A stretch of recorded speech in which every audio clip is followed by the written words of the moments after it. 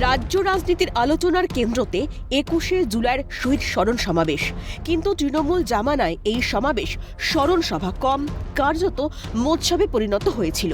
কিন্তু পালা বদলের পর এই সমাবেশ এখন অস্তিত্ব সংকটে।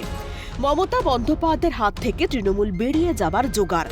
এই পরিস্থিতিতে আলাদা করে শহীদ দিবস পালন করছে ঋতব্রত তৃণমূল। মমতাপন্থীরা কার্যত অস্তিত্ব সংকটে। গত ১ বছর আগেই যে সমাবেশের বহরে নাভিশ্বাস অবস্থা হতো শহরবাসীর, সেই দল এখন ব্রিগেডের সভা করার সাহস দেখাচ্ছে না। আমরা যখন ওই সাহিত্য পড়তাম, যখন চর্যাপদে একটি চমৎকার লাইন পড়েছিলাম, আপনা মানসে হরিনা বৈরি, অর্থাৎ নিজের মানুষের কারণেই হরিণ নিজের জীবনের জন্য খতরা হয়ে ওঠে, শিকারীর আক্রমণের শিকার হয়ে ওঠে। তো মমতা বন্দ্যোপাধ্যায়ের অবস্থাটা এখন সেই জায়গায়। তার জনপ্রিয়তাই এখন সার্বিকভাবে তার কাছে বিপজ্জনক বলে মনে হচ্ছে, কারণ তিনি এই মুহূর্তে তার জনপ্রিয়তা প্রমাণ দেওয়ার জন্য ব্রিগেডের মাঠ কেন, পাড়ার কোনো স্কুলের মাঠকেও পূরণ করার মতো অবস্থাতে নেই, এটা তিনি নিজেও জানেন। তাই ঝড় বৃষ্টি জল কাদা ব্রিগেড সম্পর্কে যাই তিনি বলছেন, ২১শে জুলাই শহীদ দিবস, ওদের পার্টির ওদের দলীয় কর্মসূচি শহীদ দিবস, সেটা তো একটা প্রায়োরিটি বেসিস। এবং এত ত্যাগী একটা দল, মানুষের জন্য এত ভাবা একটা দল, প্রাণ বিসর্জন দেওয়া একটা দল, তারা জল কাদার জন্য ধাবিত হচ্ছে। সব মিলিয়ে ২১শে তরজায় সরগরম রাজ্য রাজনীতি। এখন মমতাপন্থী তৃণমূল নেতাদের মুখে নীতি নৈতিকতার তত্ত্ব। প্রত্যেক বছর এই দিনটিতে শহীদ তর্পণ করেন এবং সেই মতো আইন মতো, ইতিহাস মতো, রীতিমতো এবং নীতিমতো আবেদন সংশ্লিষ্ট মহলে করা হয়েছে এবং সেক্ষেত্রে যা নির্দেশ আসবে সেগুলি দেখে আমরা পরবর্তী সিদ্ধান্ত নেব। আর এখানেই কুণাল বাবুদের উদ্দেশ্যে প্রশ্ন, গত ১৫ বছর রাজ্যটাকে শোষণ করার সময় নীতি নৈতিকতার কথা মাথায় আসেনি? মমতা অভিষেকের স্তাবকতা ভুলে তার ঘনিষ্ঠরাই সঙ্গ ত্যাগ করতেই এখন নীতির আসর কালীঘাটে তৃণমূল নেতাদের। যদিও এই সমস্ত তত্ত্ব কার্যত অপ্রাসঙ্গিক বর্তমান প্রেক্ষাপটে। তৃণমূলের বাৎসরিক উৎসব থেকে এবার মুক্তি পাবে রাজ্যবাসী। প্রতিক্রিয়া প্রাক্তন প্রদেশ কংগ্রেস সভাপতি অধীর রঞ্জন চৌধুরীর।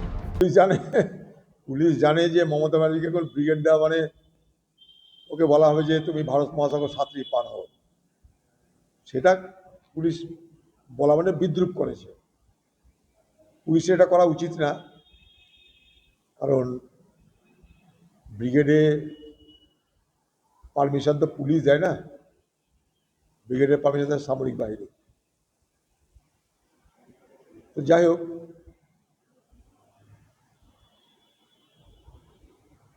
শহীদদের নিয়ে শহীদ দিবস পালন প্রত্যেক বছর কলকাতায় তৃণমূলের জমানায় একটা করে তৃণমূলের বার্ষিক উৎসবে রূপান্তরিত হয়েছিল। অ্যানুয়াল ফেস্টিভ্যাল, মাছ মাংস ডিম সব কিছু ছড়াছড়ি ছিল, দেখেছি আমরা। তখন টিভি সবসময় দেখাতো কি রান্না হচ্ছে, কোথায় রান্না হচ্ছে, কে কী খাবে, কত ভাজা কত পুরি। সেই বাৎসরিক উৎসবটা এবার সম্ভবত হচ্ছে না, এটা থেকে অন্তত মুক্তি পাওয়া যাবে। ২১শে প্রতিযোগিতা নিয়ে কটাক্ষ করেছেন পঞ্চায়েত মন্ত্রী দিলীপ ঘোষ। তাঁর মতে তৃণমূলের মধ্যে কে এগোলো কে পিছিয়ে পড়লো তা নিয়ে মানুষ চিন্তিত নন। টিএমসিতে মধ্যে কে এগোলো আর কে পিছলো সেটা নিয়ে চিন্তা নেই। পুরো পশ্চিমবঙ্গকে যারা পিছিয়ে দিয়েছে তারা নিজেদের মধ্যেই কম্পিটিশান করতে পারে, সারা ভারতের সঙ্গে কম্পিটিশান করতে পারেনি। তাই বাংলাদেশের সঙ্গে জোড়ার চক্রান্ত চলছিল, তার থেকে বাংলা মুক্তি পেয়েছে। সামনে তাকান, এগিয়ে চলুন, যে পিছনে থাকছে থাকুক। তৃণমূল ও কংগ্রেসের নৈতিক অধিকার নেই ২১ জুলাই পালন করার কটাক্ষপূর্ণ মন্তব্য রাজ্য বিজেপির প্রধান মুখপাত্র দেবজিৎ সরকারের। তো লোক হবে না, রাষ্ট্রবিজ্ঞানের সাধারণ নিয়ম মেনেই তৃণমূল বিলুপ্তির দিকে। যেটুকু দেখা যাচ্ছে সেটুকু যাবার আগে কিছু কোষের স্বভাবসিদ্ধ নড়াচড়া, কিন্তু সেটা প্রাণের লক্ষণ নয়। আর দ্বিতীয়ত, বিভিন্ন সময় যারা এই ২১শে জুলাই পালন করেছেন, তৃণমূল কিংবা কংগ্রেস, মানে জাতীয় কংগ্রেসের তরফ থেকে, দুজনেরই কোনো নৈতিক অধিকার নেই ২১শে জুলাই পালন করার। প্রথমত, তৃণমূল কংগ্রেসের সেদিন থেকে নৈতিক অধিকার হারিয়েছে যেদিন কিনা যিনি গুলি চালনার অর্ডার দিয়েছিলেন সেই তাকে প্রথম তৃণমূল কংগ্রেসের যে রাজ্য সরকার সেই সরকারের ক্যাবিনেটে সামিল করা হয়েছিল। সব মিলিয়ে ডিম ভাতের আস্ফালন এখন মাটিতে মিশে গিয়েছে।